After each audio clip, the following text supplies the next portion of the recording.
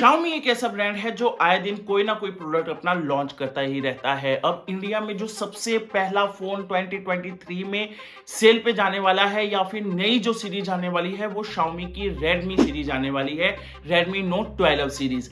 अब ये जो मोबाइल फोन है चाइना में ऑलरेडी लॉन्च किया जा चुका है अक्टूबर मंथ में, और इसकी जो स्पेसिफिकेशन है इंडिया में चाइनीज फोन की तरह ही रहने वाली है। लेकिन उससे पहले मैं आपको एक इंटरेस्टिंग फैक्ट बता देता हूं। जो ग्लोबली Xiaomi की सेल है वो थर्ड क्वार्टर 2022 में 13% के आसपास डाउन हुई है। ऑब्वियसली दोस्तों, इंडिया में Xiaomi की बहुत बड़ी मार्केट है, तो इसका मतलब Xiaomi की जो सेल्स है इंडिया में वो भी कहीं ना कहीं डिक्लाइन हुई ही है। तो Redmi 12 में ये तीन फोन लॉन्च करने वाले हैं, Redmi 12, Redmi 12 Pro और Redmi 12 Pro Plus। ये तीनों ही मोबाइल फोन डिजाइन वाइज काफी हद तक सेम है, लेकिन जो इनका डिजाइन Redmi 12 11 सीरीज के जैसा था वो नहीं रहने वाला है। और मुझे जो इसका डिजाइन है, खासकर कैमरा मॉड्यूल, वो काफी ज्यादा पसंद आया है। अब इन तीनों मोबाइल फोन के जो डिजाइन है वो क्लासिकल फोन की तरह ही है, कोई ज्यादा चेंज नहीं है। बहुत सारे फोन आपको इसी डिजाइन में मिल जाएंगे और Xiaomi के जितने भी फोन आते हैं वो सिमिलर ही होते हैं। कुछ दिनों बाद देखना आप लोग, पोको भी इसी डिजाइन के साथ कोई ना कोई फोन तो इंडिया में लॉन्च कर ही देगा।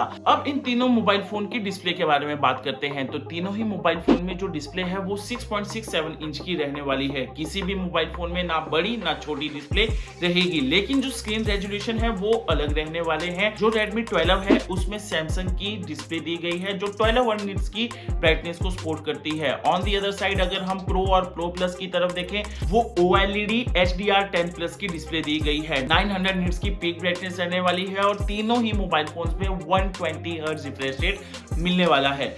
इन तीनों ही मोबाइल फोन्स की प्रोसेसर की तरफ देखें ना, तो जो Redmi की Pro सीरीज है और Pro Plus सीरीज है उसमें MediaTek Dimensity 1080 प्रोसेसर मिलने वाला है जो 6 नैनोमीटर पे काम करता है। और जो Redmi Note 12 है उसमें Qualcomm Snapdragon 4 जनरेशन 1 वाला चिपसेट मिलने वाला है। अंतुतु स्कोर इन तीनों ही चिपसेट्स के अलग अलग हैं, वो आपको स्क्रीन पे दिखाई दे रहे होंगे। अब जब चिपसेट के बारे में बात हुई है तो GPU के बारे में भी बात करना बनता है। जो Redmi Note 12 है उसमें Adreno 619 का चिपसेट दिया गया है। इसके अलावा दोनों मोबाइल फोन्स में Mali G68 का GPU दिया गया है, तो गेमिंग परफॉर्मेंस भी अच्छी रहने वाली है अगर आप लोग गेमिंग करते होंगे अपने मोबाइल फोन में तो। क्योंकि फ्री फायर भी बैन हो चुका है, PUBG भी बैन हो चुका है, लेकिन कॉल ऑफ ड्यूटी तो अभी भी सरवाइव कर रही है। तो कॉल ऑफ ड्यूटी जैसी गेम्स तो आप इन मोबाइल फोन्स में तो खेल ही पाओगे। Redmi Note 12 में मुझे थोड़ा सा डाउट है कि हाई रेजोल्यूशन में आप COD नहीं खेल पाओगे। अब बात करते हैं दोस्तों इंटरनल मेमोरी की। जो Redmi Note 12 है उसमें 4, 6, 8 और 12 GB के रैम वेरिएंट मिलने वाले हैं, और जो इंटरनल स्टोरेज है वो 128 GB से स्टार्ट होकर 256 GB तक जाने वाली है। Redmi Note 12 Pro में 6 GB से लेके 12 GB तक रैम मिलने वाली है, और जो इंटरनल स्टोरेज है वो 128 GB से लेके 256 GB तक रहने वाली है। अब जो झोल हुआ है वो Redmi Note Pro Plus में हुआ है। इसमें जो सबसे लोएस्ट वेरिएंट है वो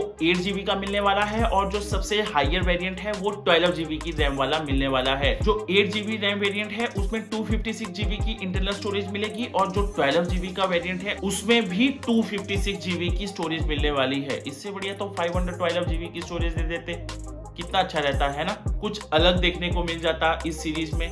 खैर, अगर इसके बाद हम कैमरा मॉड्यूल की तरफ देखें तो तीनों ही मोबाइल फोन्स में कैमरा मॉड्यूल अलग अलग होने वाले हैं। सबसे पहले बात करते हैं Redmi 12 सीरीज के कैमरा मॉड्यूल के बारे में। इसमें बैक में आपको ड्यूल कैमरा सेटअप मिल जाएगा। जो मेन कैमरा है वो 48 मेगापिक्सल का होने वाला है, और जो सेकेंडरी कैमरा है वो 2 मेगापिक्सल का होने वाला है। साथ में एक चमकदार LED फ्लैश भी मिलने वाली है। फ्रंट कैमरा की तरफ देखें तो 8 मेगापिक्सल का फ्रंट कैमरा इस फोन में मिल जाएगा। अब अगर Redmi Note 12 Pro की तरफ देखें तो इसमें बैक में ट्रिपल कैमरा सेटअप मिल जाएगा, और जो मेन कैमरा है वो 50 मेगापिक्सल का वाइड कैमरा होने वाला है, 8 मेगापिक्सल का अल्ट्रा वाइड और 2 मेगापिक्सल का मैक्रो कैमरा मिलने वाला है। तो 16 मेगापिक्सल का फ्रंट कैमरा इस मोबाइल फोन में दिया गया है। अब अगर हम बात करें Redmi Note 12 Pro Plus के बारे में, तो इसमें बैक में ट्रिपल कैमरा सेटअप तो मिलेगा, लेकिन जो मेन कैमरा है ना वो 200 मेगापिक्सल का मिलने वाला है। 8 मेगापिक्सल का होने वाला है, और जो जो 2 मेगापिक्सल का कैमरा है वो मैक्रो कैमरा होने वाला है। बाकी सेल्फी कैमरा के बारे में बात करें तो इसमें भी 16 मेगापिक्सल का ही कैमरा दिया गया है। अरे